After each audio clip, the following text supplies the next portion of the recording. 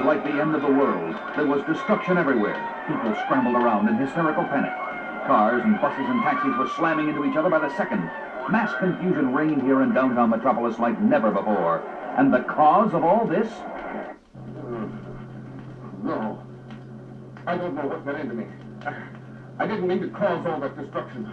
I'm sorry. So sorry. The time, 4 in the morning. A place, an apartment at 344 Clinton Street in Metropolis, where newscaster Clark Kent has been suffering through a night of fitful sleep. That was some nightmare. The city looked like a tornado swept through it. The only trouble was, I was the tornado.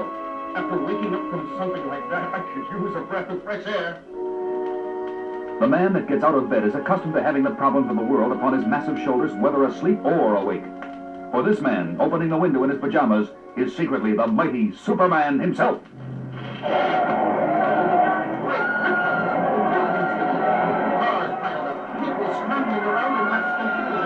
Then it wasn't a dream. It was all horribly real. In stunned disbelief, the Man of Steel switches on his TV in search of some sort of explanation. And here at the scene, our cameras clearly show the extent of the destruction, indicating it was truly a miracle that no lives were lost, although a small number of people were injured. And as unthinkable as it is to believe, all the eyewitnesses named the same culprit, Superman. That's impossible. I was still asleep. The mayor and law enforcement officials are said to be meeting right now to discuss what sort of action should be taken against Superman for this despicable display of superpowers on a rampage. As soon as a decision is reached, WGBS TV will relay the information to you viewers. This is Lois Lane, here in the wake of chaos on 3rd Avenue, returning you now to our studios. Thank you, Lois. We'll have more news after this commercial word. Friends, do you ever worry about perspiration odor? Well, think that I was here asleep. Is it possible, conceivable, that I sleepwalked out of my apartment and went berserk as Superman? Could the memory of my rampage be so unbearable I blotted it out, thinking it was only a dream? But wait, I've just been handed a bulletin. A small army of police have surrounded the laboratory retreat of arch-criminal Lex Luthor. All efforts to force him out in the open have been stymied by Luthor's arsenal of super-scientific weapons. Ordinarily, the police force would broadcast a plea to Superman for help. But in view of his recent wild rampage... If it was me on that rampage, I should turn myself in. But not while Lex Luthor is still at large. Bringing in that fiend may be my last official act as Superman, but it's got to be done. And now... Meanwhile, at the scene of the crisis, a deserted pavilion left behind from the 1968 Metropolis World's Fair. Come out with your hands above your head, Luthor. We've got you completely surrounded, and more reinforcements are on the way. You can call in the entire police force of Gotham City while you're at it, but there's no way any of you can break through the impenetrable force field I've projected around the pavilion. No way! We've got the heavy artillery set up now, Chief. All right, give the men the order to fire. I don't believe it. Not one of them connected. I mean, we can't even see that crazy barrier, but it stops anything short of an A-bomb. Don't kid yourself. It's probably Megaton-proof along with everything else. I don't know what we can... Superman! I'm here to help. I don't know if I should try to arrest you myself or call the Marines first. I won't offer any resistance, Chief, as long as you let me arrest Luthor first. But how do we know you won't turn wild again? I don't know. Let's face it, Chief. Nothing we've got is going to get us inside that barrier. Superman's the only guy on Earth who can crack it. Okay, Superman, you're on. Do what you do best. My... Driving right for it and point blank range. He went right through it, like it wasn't even there. I'm yet to define Superman. Glad you could make it, Superman. I've been expecting you. What kind of no good are you up to this time, Luthor? And what's the purpose of the big gizmo sending a ray beam up into space? That gizmo, as you put it, has been steadily stripping away a certain vital layer of the Earth's atmosphere for weeks now. What are you doing? Melting your infernal machine into a puddle with my heat vision. But it's too late, you caged fool. The damage has already been done. What was it, Luthor? The ionosphere? The ozone layer? No. It was something not even you have heard of, Superman. The Zota layer. but you'll never see it for yourself. My machine has destroyed it. You deluded maniac! But don't be alarmed. No one on Earth will be harmed, at least not directly. The only person who was protected by the Zota layer was you. You've got exactly 3 seconds to start making sense. There's a peculiar type of radiation out there that not even you are immune to, Superman. It affects your mind whenever you relax or go to sleep. Turns you into a wild man and makes you go absolutely berserk. Great Scott! The destruction tonight in Metropolis. That's right, old foe, it was you. And with the Zota layer gone, you can bet it will be happening a lot more often.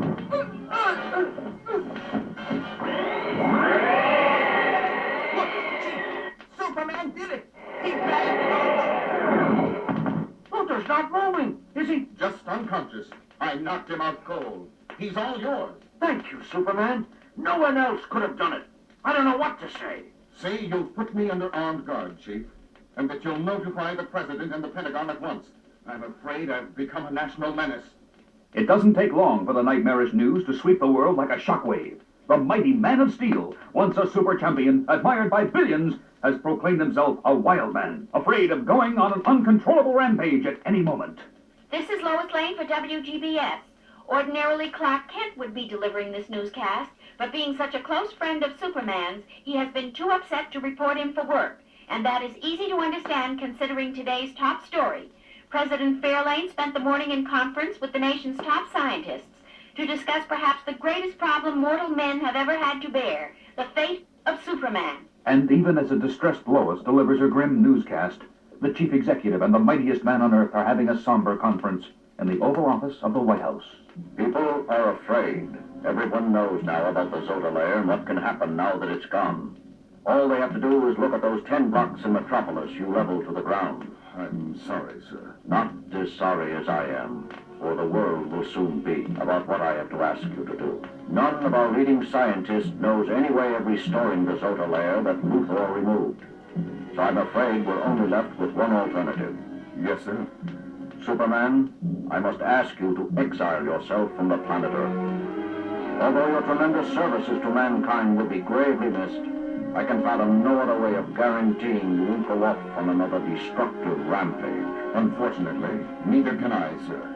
Then it's settled. Not quite, Mr. President. You realize, of course, that as soon as I'm off the Earth, Lex Luthor will use his super scientific wizardry to break jail. And with me gone, he'll do his best to rule the world with his fantastic machines. You're right. And without a Superman to protect us, that bald-headed genius would probably succeed. Perhaps I should consult my advisors again. No need, sir. The solution is simple. Have Luthor exiled from the Earth along with me. I'll make sure he never returns to menace anybody. It's the only way. Yes, the only way. It takes only one scant week for Superman to construct a 2-passenger interstellar rocket. Because he works without rest or relaxation, lest his mind succumb to the deadly radiation that has made him a potential wielder of doom. 1 week is all it takes for the career of the greatest superhero of all to come to an end. And it's a beautifully executed launch, ladies and gentlemen, being broadcast all over the world simultaneously via satellite. Never in the history of mankind have so many people joined to watch one single event. And what a tragic event it is. The villainous Lex Luthor will not be missed, but Superman, watching Superman leave is the greatest loss the human race has ever faced. How we will We'll be free of Earth gravity in another 9.7 seconds. Enjoying the ride, Superman? poor man leaving the world behind him, Luthor. You don't seem very concerned. To tell you the truth, Superman, life on Earth would become quite boring without your meddling to contend with. Superman, you're breaking your straps. You're not supposed to get up until we finish climbing through the atmosphere. Well, you see, old, I've just changed my mind. I'm going back to Earth, alone.